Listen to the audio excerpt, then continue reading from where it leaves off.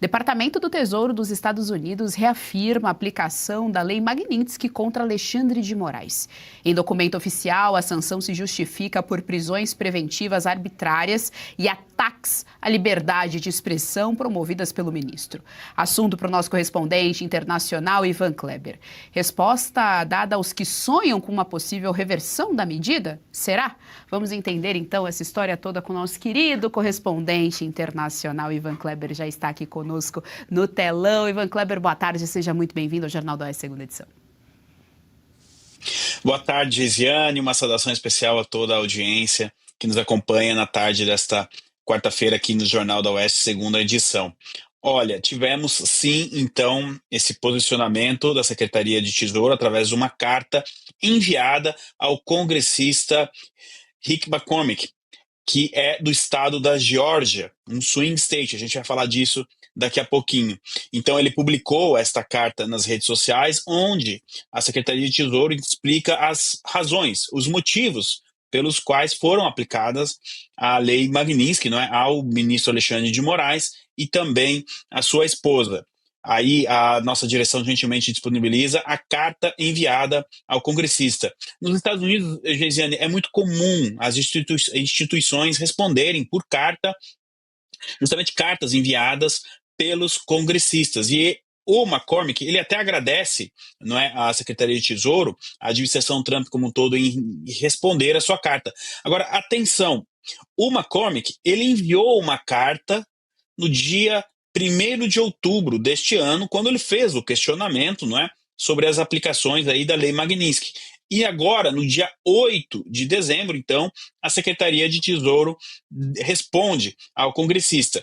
Eu quero destacar aqui uma fala do Richard McCormick e lembrar a nossa audiência que ele é membro da Comissão de Relações Exteriores dos Estados Unidos, portanto ele tem, da Câmara dos Estados Unidos, portanto ele tem aí uma posição de destaque dentro do Congresso.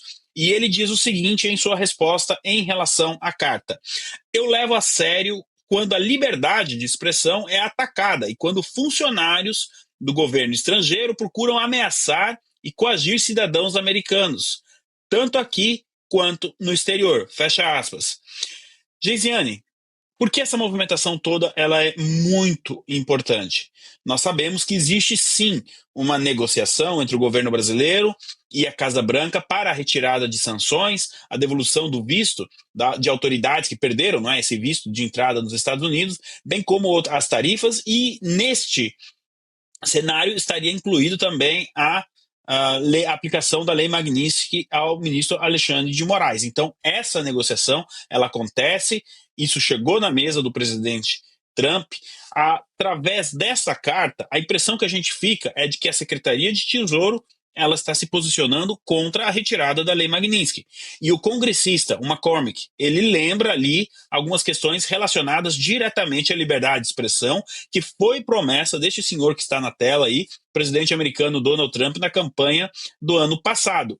Tanto a carta, mas principalmente as declarações do congressista deixam isso bem claros. É como se eles estivessem enviando uma mensagem muito sutil, mas diplomática ao presidente Trump, dizendo: olha, você pode negociar uma coisa ali, outra ali, tudo certo, mas a Magnitsky, atenção, não é um serviço que você tira, coloca, põe, depois coloca de novo. Não é assim que funciona. É como se tanto a Secretaria de Tesouro e o congressista estivessem mandando, então, Geisiane, esse recado de maneira bem institucional ao presidente Trump sobre a lei Magnitsky. E eu falei e destaquei a questão do McCormick ser do estado da Geórgia.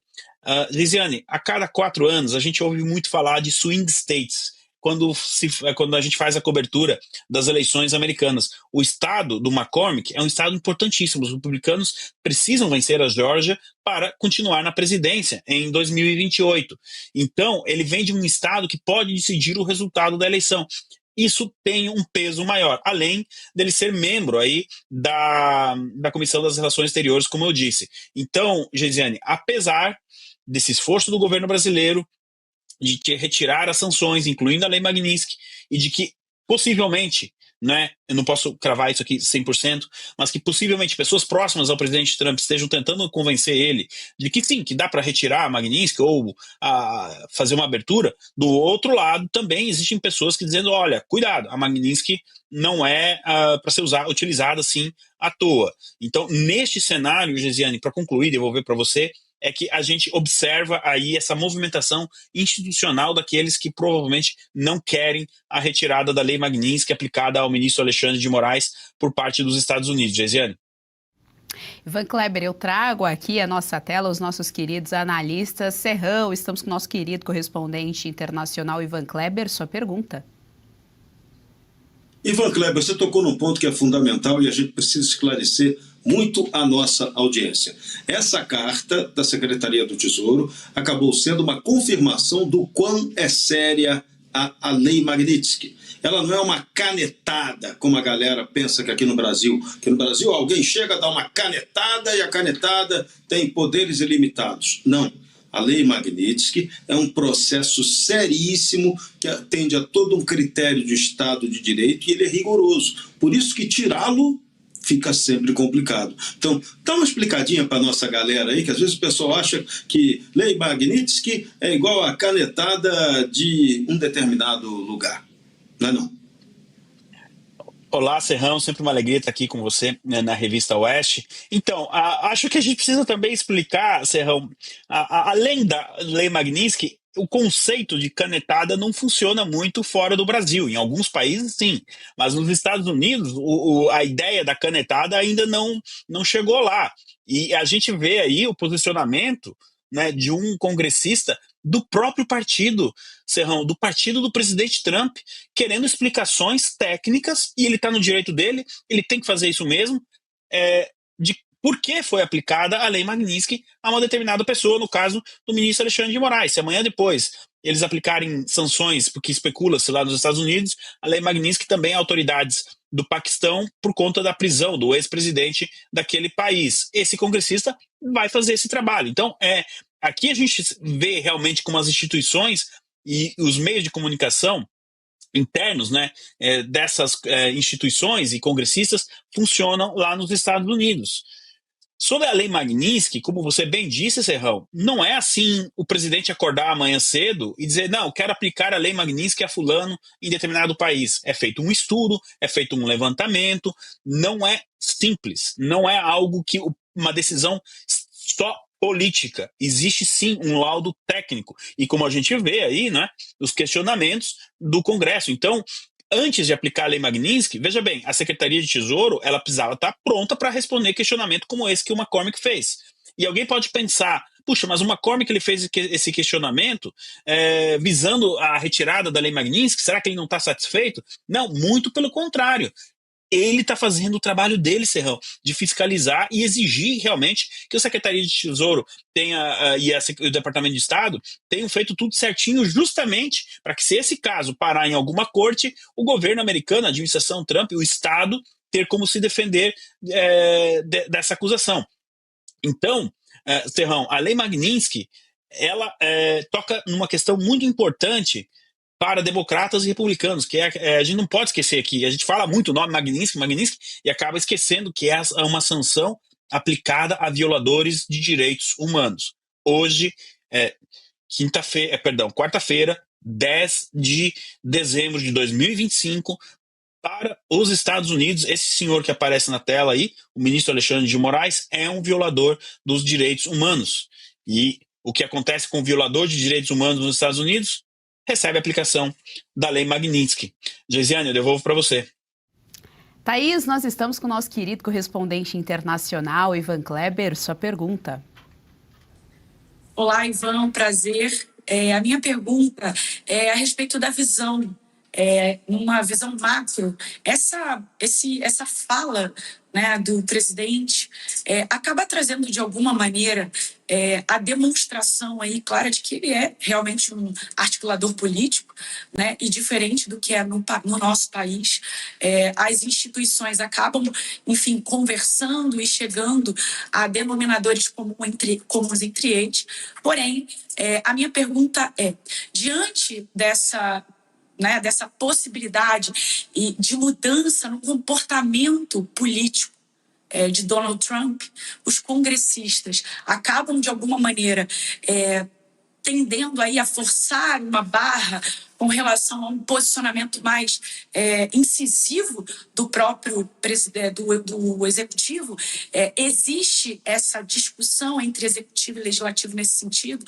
Os congressistas eles conseguem forçar uma fala e um comportamento para que, dentro de um equilíbrio, eles digam assim: olha, acho melhor você voltar um passo para trás, porque não é bem assim que a coisa funciona.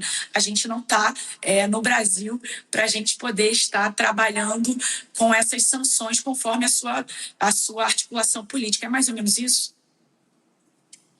Olá, doutora Thaís, seja muito bem-vinda aqui ao Jornal da Revista Oeste, uma alegria tê-la conosco. Então, novamente, seja muito bem-vinda, muito bom o seu comentário, porque é a oportunidade de a gente explicar aqui como funciona justamente esse diálogo, ou seja, de uma maneira muito gentil, educada, constitucional. O congressista McCormick mandou um recado para a Casa Branca: olha, se vocês mexerem na aplicação da lei Magnitsky ao ministro Alexandre de Moraes, isso pode ter consequências aqui no Congresso. Alguns deputados da base podem não ficar contentes com essa decisão. Então, sim, é que no Brasil a gente vê isso acontecendo de uma maneira mais obscura, talvez, diferente, vamos colocar nesse sentido. Nos Estados Unidos, por exemplo, recentemente, a Maria Elvira Salazar, que é uma congressista já bem conhecida do público brasileiro, né, que segurou aquela foto do ministro Alexandre de Moraes, ela questionou, dentro ali das suas prerrogativas, alguns posicionamentos que a administração Trump estava tomando em relação a cidadãos venezuelanos que moram nos Estados Unidos, mas que fugiram, né, do regime venezuelano. E a gente já viu, tem um precedente, então, doutora Thaís, uma certa mudança em relação a essa questão da administração Trump. Então, não são somente os congressistas, mas também membros aí da administração como um todo, que podem se comunicar institucionalmente com o presidente dos Estados Unidos sem criar alvoroço, sem criar uma primeira página para o New York Times, de uma maneira direta, com 2 parágrafos, e a gente observa, então, qual será a posição da Casa Branca. Doutora Thaís, eu acho que no Brasil a gente perdeu um pouco o costume de como as coisas deveriam ser, né? É absolutamente normal que esse congressista tenha tomado essa posição.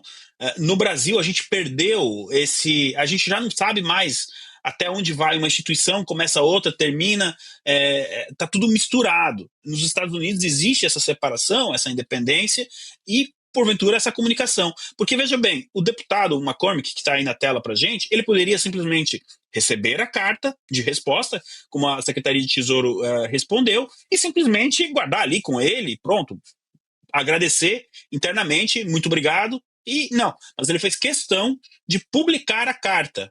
Ele manda, em primeiro lugar, uma resposta, né, aos seus eleitores, lá do 7º Distrito da Geórgia, que é o distrito do McCormick. Olha, estou aqui na Comissão de Relações Exteriores, estou monitorando o que o meu governo está fazendo. Gente, isso é o que os pais fundadores desenharam na criação da América, que um congressista do próprio partido possa exigir explicações do seu presidente. Mas ele também, além de comunicar os seus eleitores lá no 7º Distrito, ele manda, como eu disse, esse comunicado institucional à Casa Branca. Doutora Thaís, espero ter respondido sua pergunta. Gesiane, eu devolvo para você. Ivan Kleber, muito obrigada pela sua presença aqui no Jornal da Oeste. Você sabe, faz parte da nossa família aqui do Jornal da Oeste. Até a próxima. Gostou do conteúdo que viu por aqui no canal da Revista Oeste? Compartilhe e deixe o seu like.